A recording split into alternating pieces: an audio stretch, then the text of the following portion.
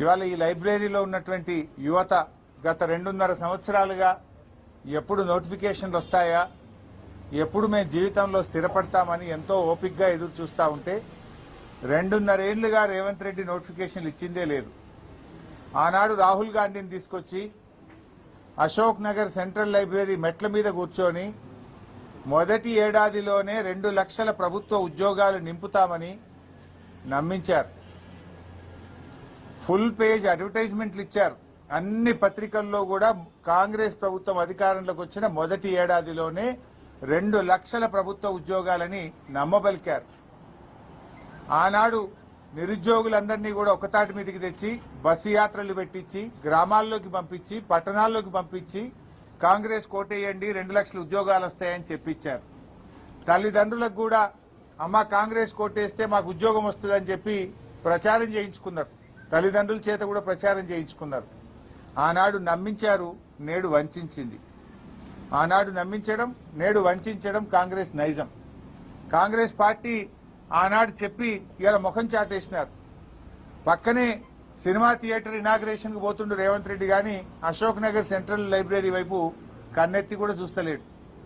ఎందుకంటే ఆడికి పోయేటట్లేదు పరిస్థితి.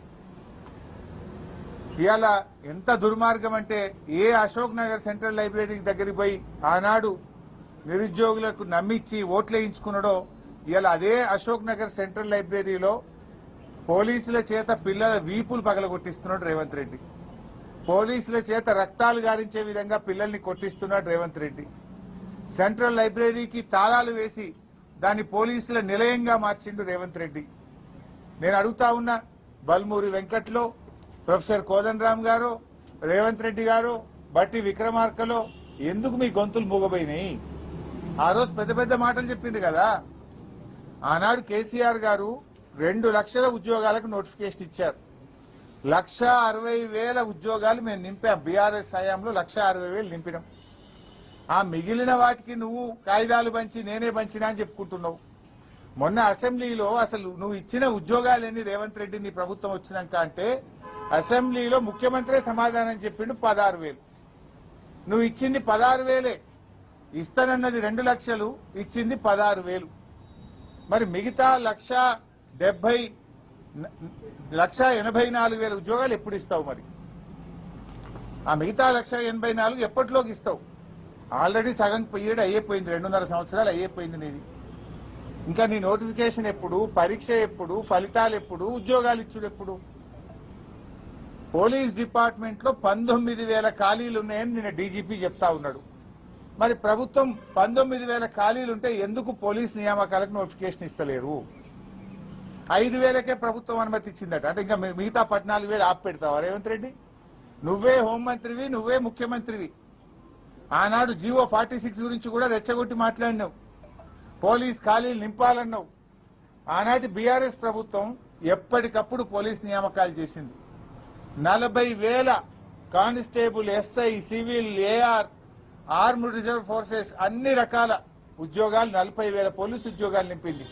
నువ్వు ఈ రోజు వరకు ఒక్క పోలీస్ నోటిఫికేషన్ కూడా ఇవ్వలే 2.5 సంవత్సరాల్లో. వెంటనే ఖాళీగా ఉన్న 19,000 కానిస్టేబుల్, ఎస్ఐ ఉద్యోగాలకు నోటిఫికేషన్ ఇవ్వాలని చెప్పి డిమాండ్ చేస్తా ఉన్నాం. అదేవిధంగా ఇవాళ ఎడ్యుకేషన్ కమిటీ రిపోర్ట్ ఇచ్చింది. విద్యా కమిషన్ అని వేసినావు నువ్వు. ఏమైంది కమిషన్ రిపోర్ట్? చెత్తబుట్ట దాఖలైందా? విద్యా కమిషన్ రిపోర్ట్ ఎందుకు నువ్వు డిలీట్ చేసినావు? విద్యా కమిషన్ రిపోర్ట్ ఎందుకు బయట పెట్టలేవు? ఇవాళ రాష్ట్ర వ్యాప్తంగా దాదాపు 30,000 ఉపాధ్యాయ పోస్టులు ఖాళీగా ఉన్నాయని లెక్కలు చెప్తా ఉన్నారు. మరి ఆ 30,000 ఉద్యోగాలు ఎప్పుడు నింపుతావు? మెగా డిఎస్సి అని ఊరించిన నువ్వు ఇవాళ ఇప్పటిదాకా ఎందుకు డిఎస్సి నోటిఫికేషన్ ఇస్తలేవు? మెగా డిఎస్సి కాస్త దగా డిఎస్సి అయిపోయింది. తక్షణమే రాష్ట్రంలో ఖాళీగా ఉన్న ఎస్జిటి స్కూల్ అసిస్టెంట్ పోస్టులకు మెగా డిఎస్సి విడుదల చేయాలని చెప్పి కూడా ఈరోజు మేము డిమాండ్ చేస్తా ఉన్నాం. అదేవిధంగా ఎస్సీ, ఎస్టీ, మైనారిటీ, బీసీ గురుకులాల్లో కూడా అనేక ఖాళీలు ఉన్నాయి. గురుకులాల్లో ఉన్న ఉపాధ్యాయ ఉద్యోగాలకు నియామకానికి కూడా తక్షణమే నోటిఫికేషన్ విడుదల చేయాలని చెప్పి కూడా డిమాండ్ చేస్తా ఉన్నాం.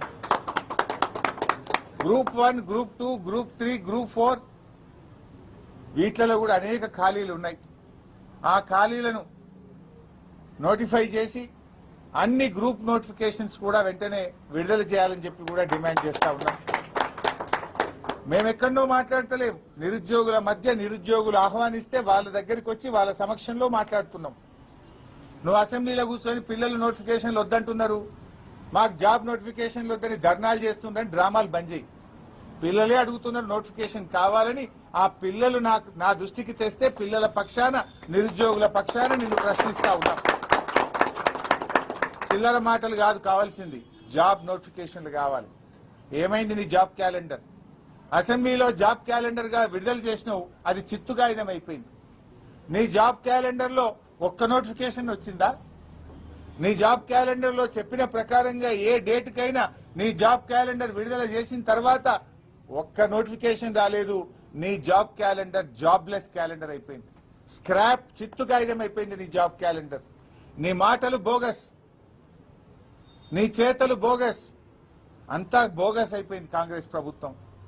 నిరుద్యోగ భృతి ఒక దగ, ఆడపిల్లలకు స్కూటీలు ఒక దగ, విద్యార్థులకు ఉద్యోగులకు నోటిఫికేషన్లు జాబ్ నోటిఫికేషన్లు ఒక దగ, ఫీజు రియంబర్స్మెంట్ ఉన్న పథకాన్ని ఎత్తిపడేసినావు నువ్వు. ఇవాళ చదువుకునే పిల్లలకు ఫీజు రియంబర్స్మెంట్ లేకుండా విద్యకు కూడా పిల్లల్ని దూరం చేస్తా ఉన్నావు.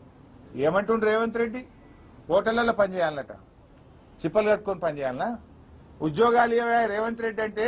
ఉద్యోగాలు లేవు, ఐటీ పోతుంది, ఏఐ వచ్చింది, హోటళ్లలో పనిచేయండి అంటుండ్రు. అంటే ఏమడుగుతున్నావు? నువ్వు బోలు కట్టుకోమంటున్నావా? హోటళ్లలో సర్వీస్ చేయమంటున్నావా? మా పిల్లలు పీజీలు చేసింది, గ్రాడ్యుయేట్లు అయింది, డాక్టరేట్లు పొందింది, బీఈడీలు చదివింది, హోటళ్లలో పనిచేయడానికి రేవంత్ రెడ్డి? ఇలా నిరుద్యోగుల్ని అవమానపరుస్తున్నావు నువ్వు. 2 లక్షల ఉద్యోగాలు ఇస్తాన నువ్వు హోటళ్లలో పనిచేసుకోండి, ప్రైవేట్ లో పనిచేసుకోండి అని ఇవాళ నిరుద్యోగ యువతను అవమానపరిచే విధంగా రేవంత్ రెడ్డి గారు మాట్లాడుతా ఉన్నారు. నువ్వు ఇచ్చిన మాటకు నిలబట్టవా లేదా? ఏ యువతనైతే నీకోసం పనిచేసిందో ఆ యువత తిరగబడుతుంది, జాగ్రత్త అని హెచ్చరిస్తా ఉన్నాం.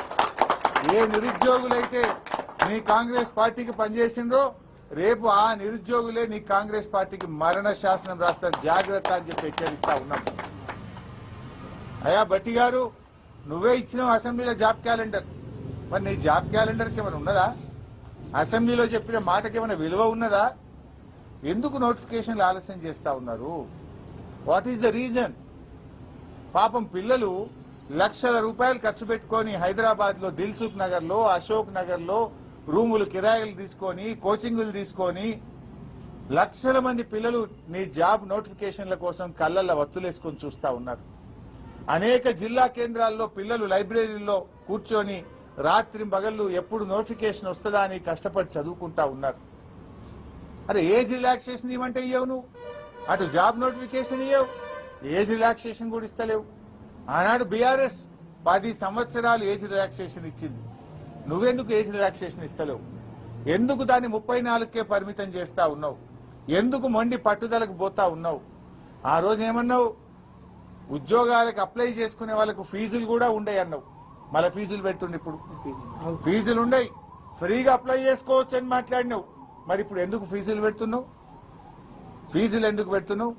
నువ్వు మేము భోజనాలు పెడతాం, ఫీజులు ఉండయి, మేమే కోచింగ్లు ఇస్తాం, మేమే 2 లక్షల నోటిఫికేషన్లు ఇస్తామన్నావు.